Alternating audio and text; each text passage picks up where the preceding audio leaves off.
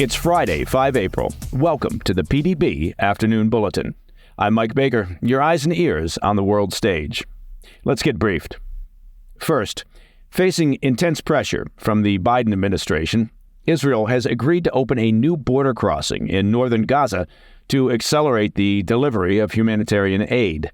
They've also announced the firing of 2 military officers after determining that they made grave errors in the deadly strike on aid workers as international fallout from the tragic incident continues to intensify.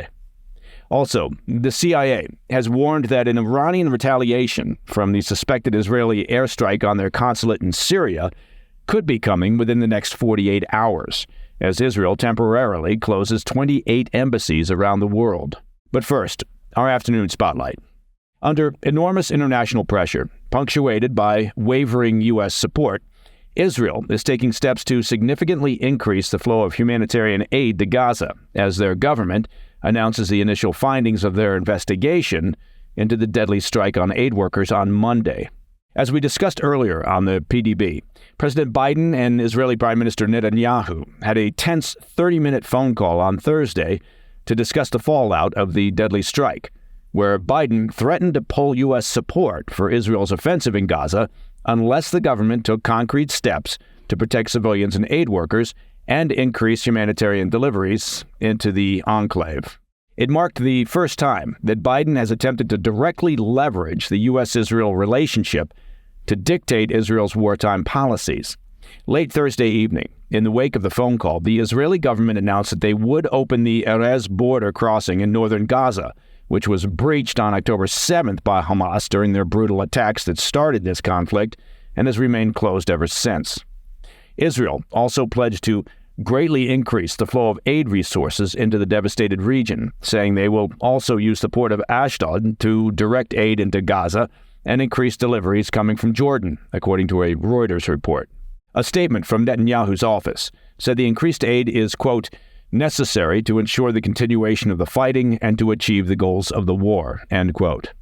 It's unclear how quickly the northern crossing at Erez will be opened, but the White House is pushing for an accelerated timetable.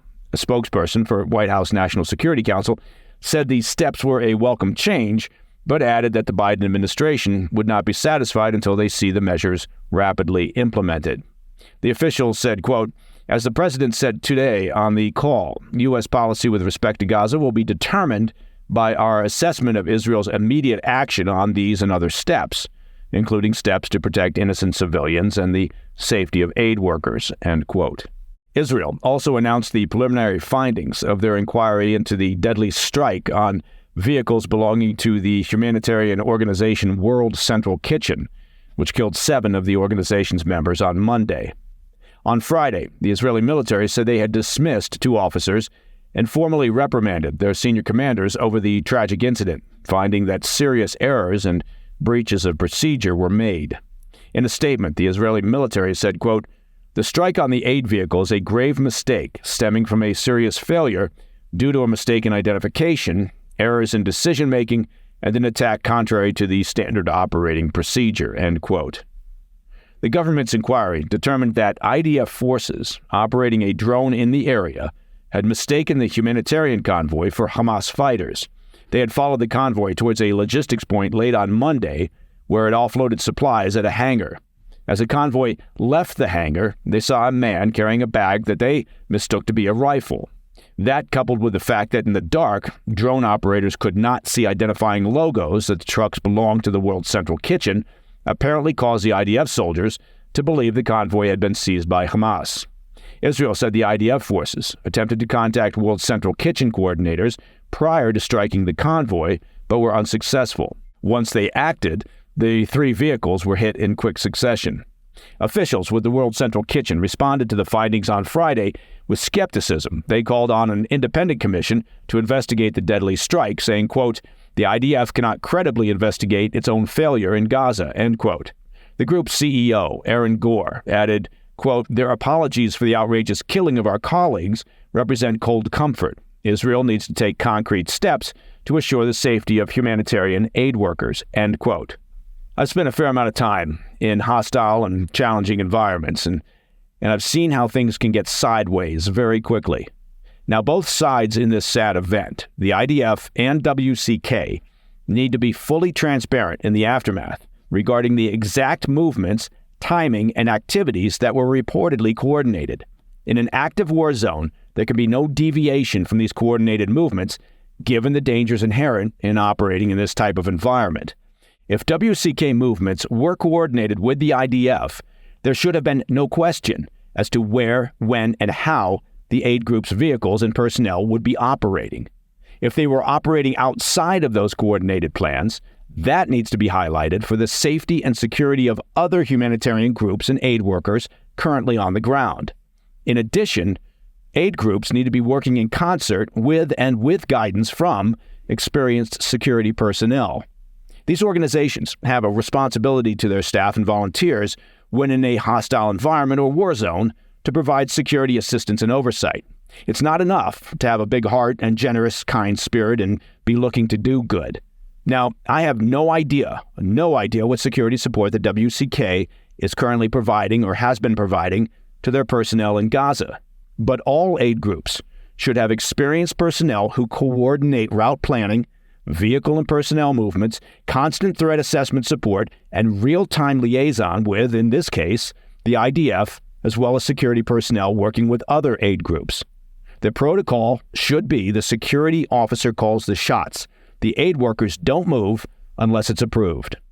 Coming up after the break, we'll discuss a warning from the CIA that Iran could be preparing a retaliation over a strike on their consulate in Syria within the next 48 hours, as Israel temporarily closes 28 embassies around the world. I'll be right back. Welcome back to the Afternoon Bulletin. The CIA has informed Israel that a retaliatory strike on their country by Iran is likely within the next 48 hours over a suspected Israeli drone strike on Monday that destroyed part of their consulate in Syria. The offensive airstrike killed several high-ranking Iranian officials, including General Mohammad Reza Zahedi, the commander of the IRGC's Quds Force for Lebanon and Syria.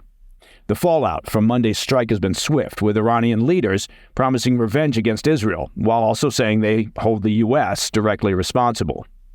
Expecting an imminent action from Iran, the CIA reportedly warned Israel on Thursday that the Islamic regime would likely respond within the next 48 hours. According to reports cited by Vox Media, Iran is planning a combined attack with drones and missiles on Israeli territory. However, these speculations have not been independently verified. Iran's Supreme Leader, Ali Khamenei, said Wednesday on X, quote, "With God's help, we will make the Zionists repent for their crime of aggression against the Iranian consulate in Damascus." Israel has been battening down the hatches in anticipation of Iran's retaliation, moving on Thursday to indefinitely halt leave for all combat units. They also drafted reservists to boost their aerial defenses and began scrambling GPS services across their major cities, guarding against the risk of guided missile attacks. As of Friday, Israel has withdrawn a number of its ambassadors and temporarily closed some 28 embassies around the world, fearing Iranian reprisals may target Israeli diplomatic facilities and officials. Some ambassadors have also reportedly asked not to appear at public events, fearing for their lives. While Iran has promised a robust retaliation, most analysts do not expect the Islamic regime to directly respond. Any retaliation will instead likely be carried out through their network of proxies, such as Hezbollah in Lebanon or the Houthis in Yemen. U.S. military leaders have also warned troops in the Middle East that they may be targeted once again by Iran and its proxies, given their rhetoric holding the U.S. responsible for Israel's airstrikes in Syria. As we've previously discussed, Monday's strike was a significant development for the region, given that diplomatic targets are usually avoided even during conflicts. Analysts have warned that the strike brings the world much closer to the possibility of a direct confrontation between Israel and Iran and a wider regional war. On that cheery note, we've wrapped up the PDB Afternoon Bulletin for Friday, 5 April. If you have any questions or comments, please reach out to me at pdb@thefirsttv.com. And be sure to check out our new premium membership at pdbpremium.com. If you like your news and analysis ad-free with a chaser of exclusive content, give the premium membership a go.